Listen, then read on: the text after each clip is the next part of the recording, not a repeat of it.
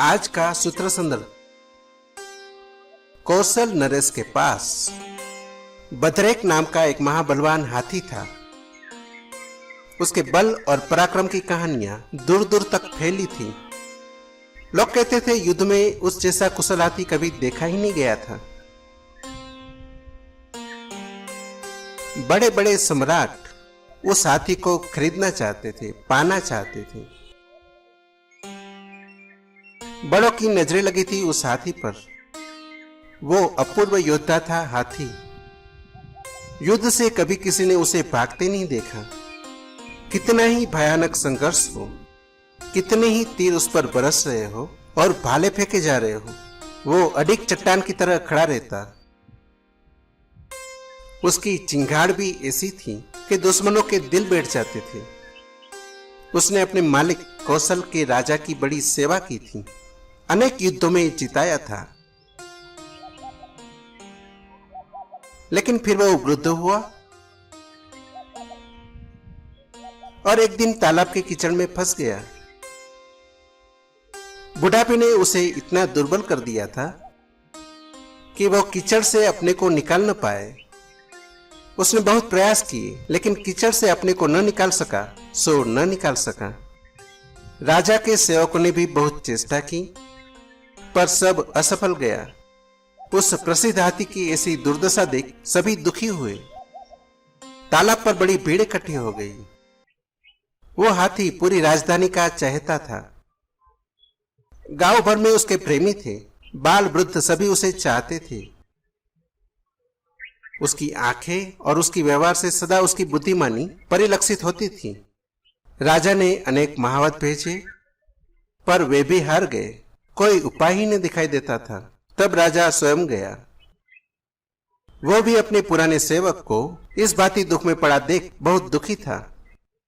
राजा को आया देख तो सारी राजधानी तालाब पर इकट्ठी हो गई। फिर राजा को बदरेक के पुरानी महावत की याद आई। वह भी अब वृद्ध हो गया था। राज्य की सेवा से निवृत्त हो गया था और निवृत्त होकर भगवान बुद्ध के उपदेशों में डूबा रहता था। उसके प्रति भी राजा के मन में बहुत सम्मान था। सोचा शायद वो बूढ़ा महावत ही कुछ कर सके। जन्म जन्म का जैसे इन दोनों का साथ था, इस हाथी का और महावत का। बुद्ध ने अपनी कहानियों में कहा भी है कि तो इस बार ही इस हाथी के साथ नहीं है, पहले भी रहा है। यह सब जीवन जुड़ा हुआ है। फिर इस जीवन तो पूरे जीवन वो हाथी के साथ रहा। हाथी उसी के साथ बड़ा हुआ था, उसी के साथ जवान हुआ था, उसी के साथ बूढ़ा हो गया था। हाथी को हर हालत में देखा था, शांति में और युद्ध में, और हाथी की रग रग से परिचित था। राजा को याद आई शायद वो बूढ़ा महावत ही कुछ कर सके। उसे खबर दी गई। वो बूढ़ा महावत आया। उसने अपने पुराने अपूर्व हाथी को कीचड़ में फंसे देखा। वो हंसा, खिलखिला के हंसा, और उसने किनारे से संग्राम भेरी बजवाई। युद्ध के नगाड़े की आवाज सुन जैसे अचानक बूढ़ा हाथी जवान हो गया और कीचड़ से उठकर किनारे पर आ गया। वो जैसे भूल ही गया अपनी वृद्धावस्था और अपनी कमजोरी। उसका सोया योद्धा जाग उठा और ये चुनौती काम कर गई। फिर उसे एक क्षण भी देर न लगी। अनेक उपाय हार गए थे, लेकिन ये संग्राम भेरी, ये बजते हुए नगाड़े, उसका सोया हुआ शौर्य जाग उठा। उसका शिथिल पड़ गया खून फिर दौड़ने लगा। वो भूल गया एक क्षण को। यादें आ गई होगी पुरानी। फिर जवान हो उठा। क्षण की भी देर न लगी। सुबह से सांझ हुई जा रही थी। सब उपाय हार गए थे। वो ऐसी मस्ती और ऐसी सरलता और सहजता से बाहर आया कि जैसे वहां न कोई कीचड़ हो और न वो कभी फंसा ही था।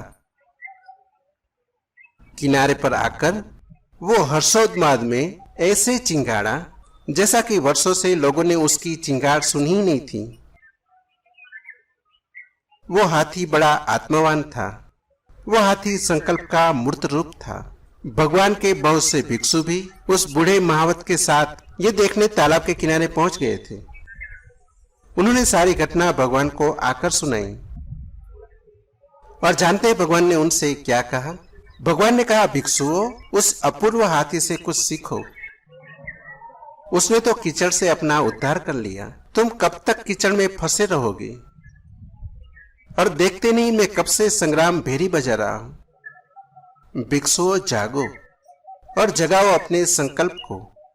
वो हाथी भी कर सका, वो अति दुर्बल हाथी भी कर सका, क्या तुम न कर सकोगे? मनुष्य होकर, सबल होकर, बुद्धिमान होकर क्या तुम न कर सकोगे? क्या तुम उस हाथी से भी गए बीते हो? चुनौती लो उस हाथी से, तुम भी आत्मवान बनो और एक क्षण में ही क्रांति घट सकती है। एक क्षण में ही, एक पल में ही स्मरण आ जाए, भीतर जो सोया है जग जाए, तो न कोई दुर्बलता है, न कोई दीनता है। स्मरण आ जाए तो न कोई कीचड़ है, न तुम कभी फंसे थे, ऐसे बाहर हो जाओगे। भिक्षुओं, अपनी शक्ति पर श्रद्धा चाहिए, त्वरा चाहिए भिक्षुओं, तेजी चाहिए। एक क्षण में काम हो जाता है, वर्षों का सवाल नहीं, लेकिन सारी शक्ति एक क्षण में इकट्ठी लग जाए, समग्रता से, पूर्ण रूपेण। और बुद्ध ने फिर कहा, और सुनते नहीं? मैं संग्राम भेरी कब से बजा रहा हूं। तभी उन्होंने ये गाथाएं कही थी। ये छोटी सी घटना, रोज ऐसी घटनाएं घटती हैं, लेकिन बुद्ध ने बड़ा इत्र खींचा, बड़ा इत्र निचोड़ा। पहले तो इस छोटी सी कहानी को ठीक ठीक हृदय में उतर जाने दी। यह हाथी साधारण हाथी न था, महाबलवान था। तो ख्याल रखना, महाबलवान की भी ऐसी दशा हो जाती। इसलिए बल से कभी धोखा मत खाना। आज बलवान हो, कल निर्बल हो जाओगे। आज बड़ी शक्ति है, कल सब शक्ति क्षीण हो जाएगी। आज जवान हो, कल बूढ़े हो जाओगे। एक बूढ़ा आदमी रास्ते से जा रहा था। बुद्ध एक वृक्ष के नीचे बैठे थे। उस बूढ़े के जर्जर शरीर को, उसके कपते हाथ को, पैर को देखकर भिक्षु हंसने लगा। जवान था अभी। बुद्ध ने कहा, भिक्षु हंसो मत, नहीं तो लोग फिर तुम पे हंसेंगे। यही दशा तुम्हारी हो जाएगी, ये तुम्हारा भविष्य है।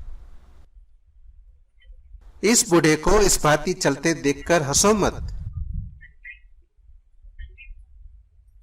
इससे पहले कि यह दशा तुम्हारी हो जाए, कुछ कर लो।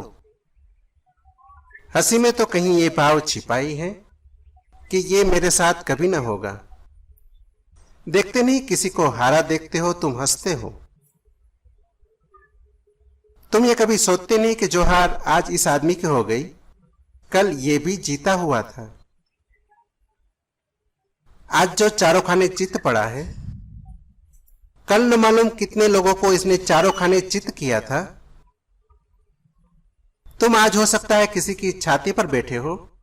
ये सदा रहेगी नहीं बात। यहां सदा कुछ भी नहीं रहता। यहां चीजें रोज बदलती है, प्रतिपल बदलती है। आज जो शक्ति में है वो कल शक्तिहीन हो जाता है। आज जो सत्ता में है कल सत्ता के बाहर हो जाता है। और मजा ये है इस दुनिया का, अंधापन ऐसा है कि जो भी सत्ता में आता है वह यही सोचता है कि अब आ गया, अब कभी बाहर नहीं होना है। इतने लोगों को बाहर जाते देखता है, फिर भी ये चूक बनी ही रहती है। तुम आज जवान हो, कल बूढ़े हो जाओगे। और ये मत सोचना कि तुम्हारे साथ जगत का ये नियम कोई अपवाद करेगा। यहां अपवाद होता ही नहीं। जगत के नियम निरपवाद है। आज जीते हो, कल मरोगे। अर्थी देखकर दया मत खाना, क्योंकि वो अर्थी तुम्हारी ही है। अर्थी देखकर जागो, दया खाने से क्या होगा। ये मत कहो कि बेचारा मर गया। जब तुम कहते हो बेचारा मर गया, तो उसमें कहीं ये भाव छिपाई होता है कि हम भले अभी तो नहीं मरे, कहीं दूर ये ध्वनि होती है कि हमको नहीं मरना है, ये बेचारा मर गया। तुम्हें अपने बेचारेपन की याद आती है जब कोई मरता है? अगर नहीं याद आती तो तुम फूलों की ढेरी लगा रहे हो, माला नहीं बना रहे हो। नहीं तो हर रोज जो अर्थी तुम्हारे द्वार के बाहर निकलती है, उनका हर फूल तुम्हारी माला में सजता जाएगा। और इसके पहले कि मौत आए, मौत तुम्हारे सामने साक्षात हो जाए। उसी मौत के साक्षात्कार से संन्यास का जन्म होता है। बुद्ध ने कहा, जिसने मृत्यु को देख लिया वो संन्यास्त न हो, ये कैसे संभव है? संन्यास का अर्थ इतना ही है, मौत तुमसे जो छीन लेगी हम उसे स्वेच्छा से दे देते हैं। हम कहते हैं ठीक है, ये छीन ही जाने वाला है, इसको पकड़ रखने में व्यर्थ परेशानी क्यों लेनी? पहले पकड़ने की परेशानी लो, फिर छीने जाने का दुख भोगो। हम अपनी मौज से दे देते, हम दान कर देते, हम त्याग कर देते। मौत जब ले ही जाएगी तो मौत को ये अवसर क्यों दे? हम अपनी ही मर्जी से दे डाले। संन्यास का इतना ही अर्थ होता है, जो मौत करेगी वो हम खुद ही कर देते हैं ताकि मौत को झंझट बचे। मौत को मेहनत क्यों करवाए? और ख्याल रखना, बड़ा क्रांतिकारी फर्क है। जो आदमी गृहस्थ की तरह मरता है वो रोते चीखते मरता है, क्योंकि उसका सब छीना जा रहा है। उसने जो जो अपना माना था सब हाथ से खिसका जा रहा है। और जो व्यक्ति संन्यास की तरह मरता है वो अपूर्व आनंद से मरता है। उसके पास छीने जाने को कुछ भी नहीं, उससे कोई कुछ भी नहीं छीन सकता। उसने तो वो सब पहले ही मान लिया था कि मेरा नहीं है। जो मौत छीन लेगी वो मेरा नहीं है। यही तो कसौटी है मेरे होने की। मेरा वही है जो मौत नहीं छीन पाएगी। उसने तो वही बचाया जो मौत नहीं छीन पाएगी। उसने ध्यान बचाया, धन नहीं बचाया। उसने प्रेम बचाया, पद नहीं बचाया। उसने प्रार्थना बचाई, पूजा बचाई, अर्चना बचाई। उसने प्रभु स्मरण बचाया। उसने समाज की प्रतिष्ठा और सम्मान और आदर और कूड़ा करकट नहीं बचाया, क्योंकि वो तो सब मौत छीन लेती है। जो मौत छीन लेती है उसने बचाया ही नहीं। उसने वही बचाया जिसमें मौत का कोई बस नहीं है। मौत शरीर को तो मार देती है, इसलिए उसने शरीर से मोह न रखा। न हन्नते हन्न माने शरीर। उसने तो उसकी तरफ देखा जो शरीर के मारे जाने से भी नहीं मरता। उसने तो प्रेम उससे जोड़ा। उसने तो चाहत उसकी की जो शरीर के छूट जाने पर नहीं छूटता। उसने मिट्टी के दियों में आसक्ति नहीं लगाई। उसने तो ज्योति में आसक्ति बांधी जो सदा रहेगी, सदा थी। उसने समय के भीतर शाश्वत को निचोड़ा। उसने फूल नहीं पकड़े, उसने जल्दी जल्दी इत्र निचोड़ा। इत्र साथ जाएगा, फूल यहीं पड़े रह जाते हैं। ध्यान साथ जाएगा, धन यहीं पड़ा रह जाता है। उसने सिकंदर नहीं बनना चाहा, उसने बुद्ध बनना चाहा, महावीर बनना चाहा, कृष्ण बनना चाहा। उसने चाहत विराट की। संन्यास का इतना ही अर्थ होता है। उसने देख लिया लोगों को बूढ़ा होते। अगर जवान आदमी के पास दृष्टि हो तो ये देख कर के कोई बूढ़ा हो रहा है, समझ लेता है कि मुझे बूढ़ा होना है। इसलिए अभी से सोचकर चलो, अभी से इस हिसाब से चलो कि ये बुढ़ापा आए भी तो मुझसे कुछ छीन न पाए। जिसने होश से देखा वो मुर्दा को देखकर जान लेता है कि मेरी भी मौत आ रही है, चल पड़ी है, आती ही होगी। आजकल की बात है, समय थोड़ा देर अबेर की बात है, आती ही होगी। इसकी आ गई, मेरी भी आती होगी। तो इसके पहले मैं घर तैयार कर लूं, मैं कुछ ऐसा बना लूं जो मौत मुझसे नहीं छीन पाएगी। तो बुद्ध ने उस हंसते भिक्षु को कहा, मत हंस भिक्षु, तो भी ऐसा ही बूढ़ा हो जाएगा। च्वांग त्सु निकलता था एक मरघट से।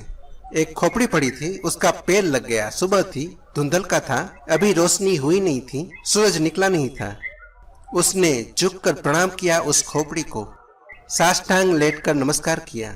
उसके शिष्यों ने कहा, आप ये क्या करते हैं? इस खोपड़ी को नमस्कार कर रहे हैं? उसने कहा, ऐसी ही मेरी खोपड़ी पड़ी रहेगी, लोगों के पैर लगेगी, मैं इसको नमस्कार कर रहा हूं। उसने मुझे याद दिला दी कि अपनी क्या दशा हो जाएगी। इसने मुझे बड़ा बोध दिया, इसलिए धन्यवाद दे रहा हूं।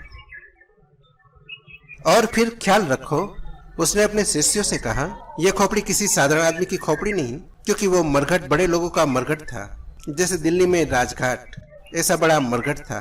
वहां खास खास लोग ही दफनाए जाते थे। तो उसने कहा, यह कोई छोटे मोटे आदमी की खोपड़ी नहीं, अगर ये जिंदा होता और इसके सिर में पेड़ लग गया होता तो आज अपनी खैर नहीं थी।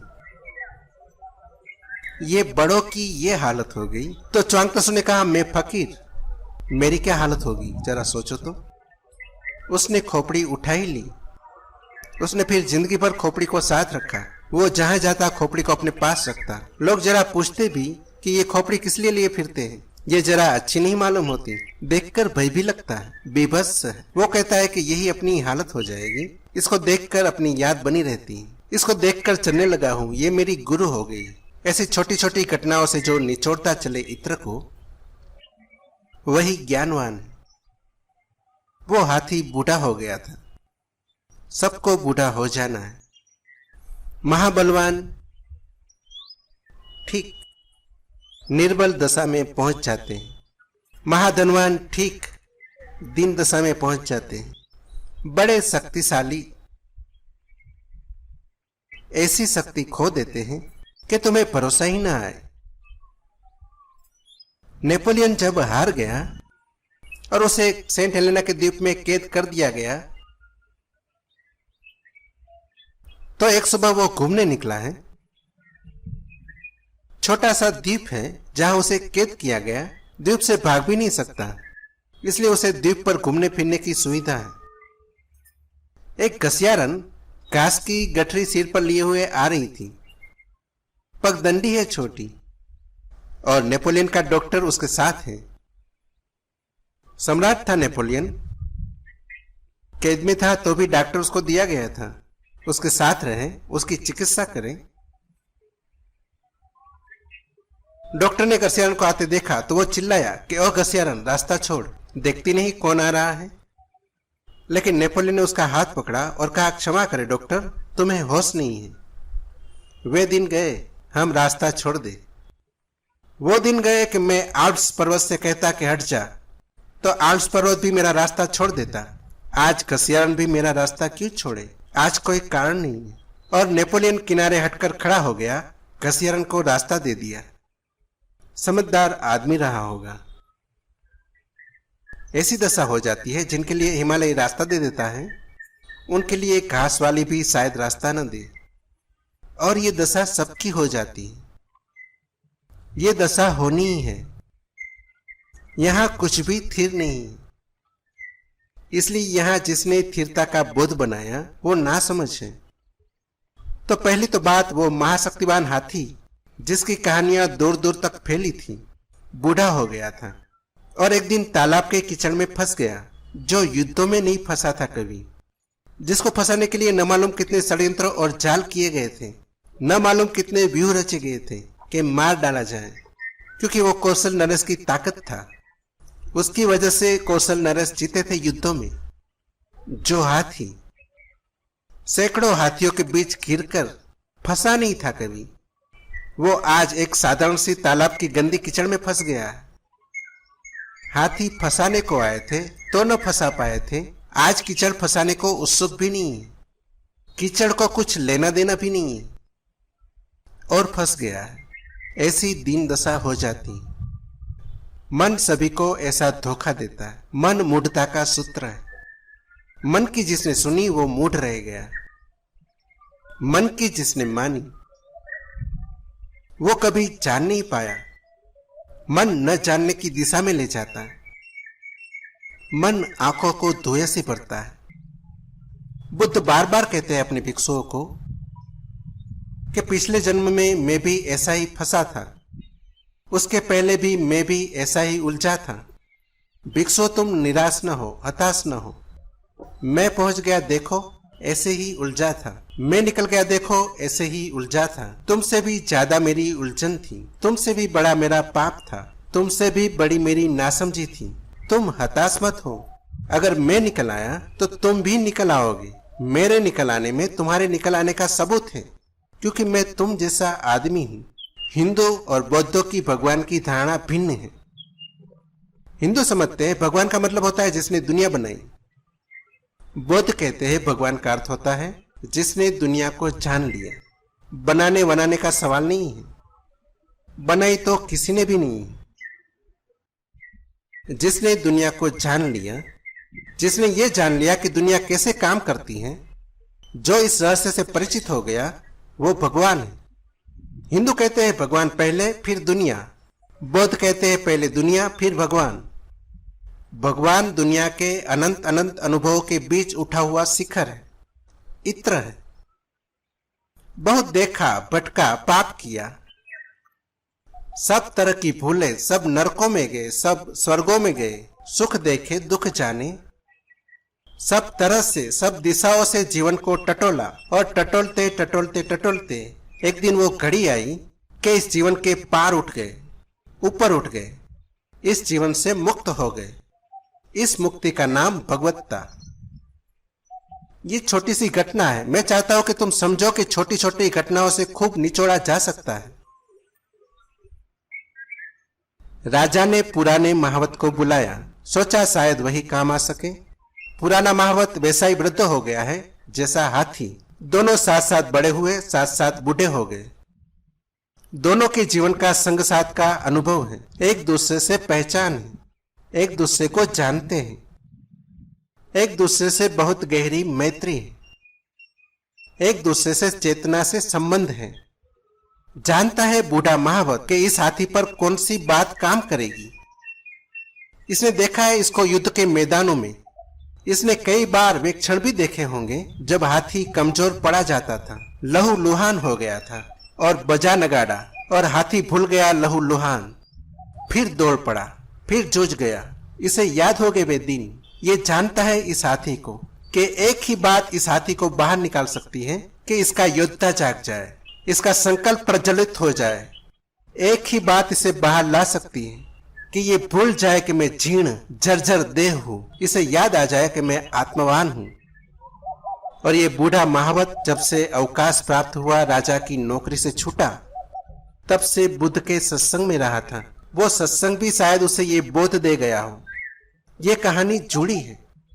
शायद बूढ़े महावत ने बुद्ध से सीखा हो, फिर बुद्ध ने बूढ़े महावत को हाथ में लेकर अपने और भिक्षुओं को जगाने की कोशिश की। बूढ़ा महावत बुद्ध के पास जाता है, सुनता है, बैठता है। उसे शायद याद आया होगा बुद्ध किस तरह जगाते, कीचड़ में ही तो फंसे हैं लोग, किस तरह पुकारते, किस तरह बजाते हैं नगाड़े युद्ध के, किस तरह फुसलाते हैं तुम्हारे भीतर की आत्मा को, किस तरह तुम्हें स्मरण दिलाते हैं कि तुम कौन हो, अमृतस्य पुत्र, कि तुम अमृत के पुत्र, तुम मृत्यु की कीचड़ में दबे पड़े हो। पुकारते हैं कि देख तू कौन है, भगवान स्वयं तू है।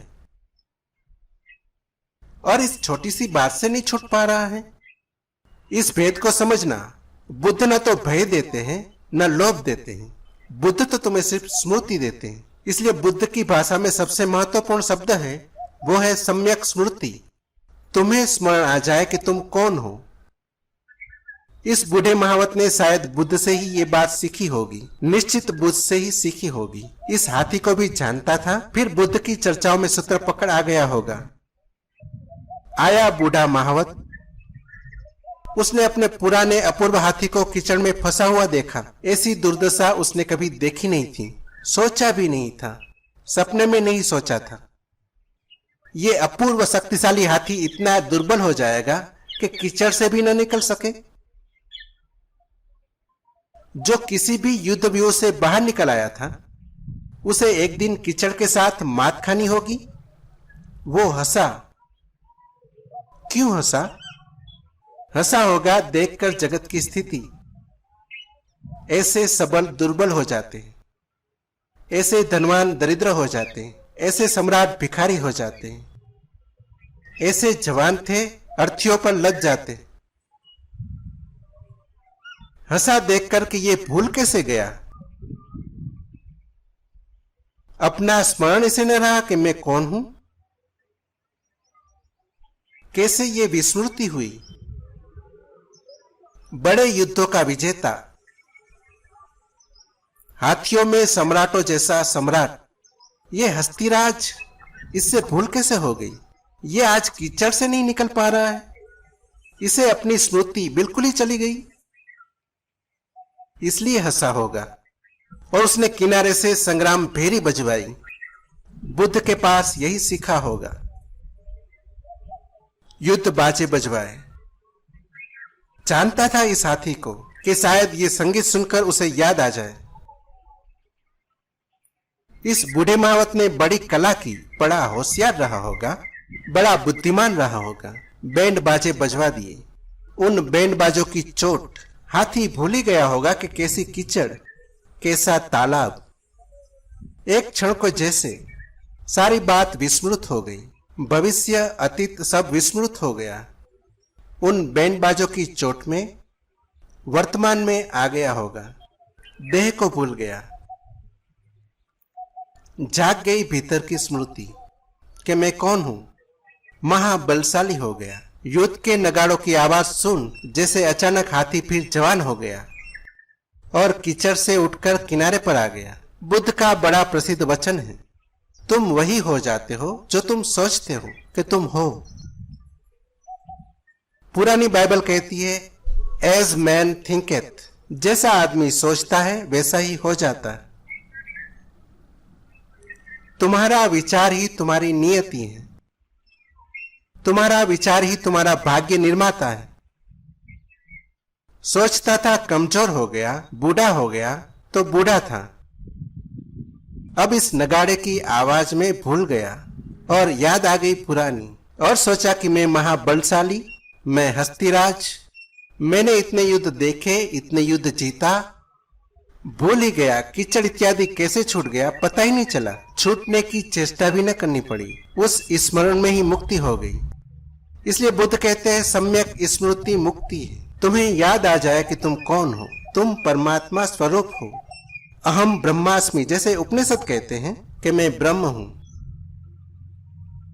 के अलिल्लाज मंसूर कहता है अनहलक कि मैं सत्य हूं, कि महावीर कहते हैं कि अप्पा सो परमप्पा, जो आत्मा है वो परमात्मा है। वो उठकर किनारे आ गया।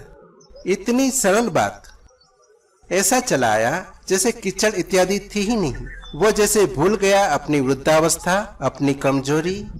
उसका सोया योद्धा जाग उठा और ये चुनौती काम कर गई। चुनौती काम करती है। बुद्ध पुरुष तुम्हें चुनौती देते हैं, बुद्ध पुरुष तुम्हें भयभीत नहीं करते। जो भयभीत करे समझ लेना वो बुद्ध पुरुष नहीं है। जो तुम्हें डराए धमकाए वो तो राजनीतिज्ञ। जो कहे कि नरक भेज देंगे वो बड़ी राजनीति चला रहा है। जो कहता है स्वर्ग में बिठा देंगे वो बड़ी राजनीति कर रहा है। लोभ और भय तो राजनीतिक दांवपेच है। बुद्ध पुरुष चुनौती देते हैं, बुद्ध पुरुष पुकारते हैं, बुद्ध पुरुष संगीत पैदा करते हैं तुम्हारे चारों तरफ। परलोक का संगीत, कि उस संगीत की चोट में तुम्हारे भीतर कुछ जग जाए। नगाड़े बैंड बाजे काम कर गए। हाथी उस भाषा को समझ गया, समझा उसने युद्ध में हूं। क्षण भी देर न लगी। ऐसा भी नहीं कि सोचा विचारा कि अब क्या करूं क्या न करूं। अब युद्ध में कहीं सोच विचार का मौका होता है? युद्ध में तो वही जीतता है जो सोच विचार में नहीं पड़ता, जो सीधा जुट जाता है। युद्ध में तो वही जीतता है जो क्षण को भी सोच विचार में नहीं खोता। क्षण गया कि तुम पिछड़ गए, दूसरा हाथ मान लेगा। वहां तो प्रतिपल जीना पड़ता है। पुराना योद्धा था, पुराना सिपाही था वो हाथी। उसे क्षण देर न लगी। वो तो ऐसी मस्ती और ऐसी सरलता और सहजता से बाहर आया जैसे कि वहां कोई कीचड़ थी ही नहीं, और जैसे कि वो कभी फंसा ही न था। जब बुद्ध को ज्ञान हुआ और किसी ने पूछा कि आपको क्या मिला, तो वो हंसे। उन्होंने कहा मिला कुछ नहीं, क्योंकि मैंने कभी कुछ खोया ही नहीं था। मिला कुछ भी नहीं, क्योंकि जो मेरे पास था उसका मुझे पता चला। मिला कुछ भी नहीं। कहते हैं जैन फकीर बोकोजू जब समाधि को उपलब्ध हुआ तो हंसने लगा और जिंदगी भर हंसता रहा। जब भी कोई कुछ पूछे तो हंसे। लोग उससे पूछते थे कि आप हंसते क्यों हैं, हर बात में हंसते क्यों हैं? वो कहता है कि इसलिए हंसता हूं कि कोई भी यहाँ फंसा नहीं है और सभी को ये ख्याल है कि लोग फंसे हैं। कीचड़ है नहीं और लोग फंसे। मान्यता, तुमने देखा धन तुम्हें पकड़े हुए है? धन तुम्हें पकड़ता नहीं। तुम धन को क्या खाक पकड़ोगे?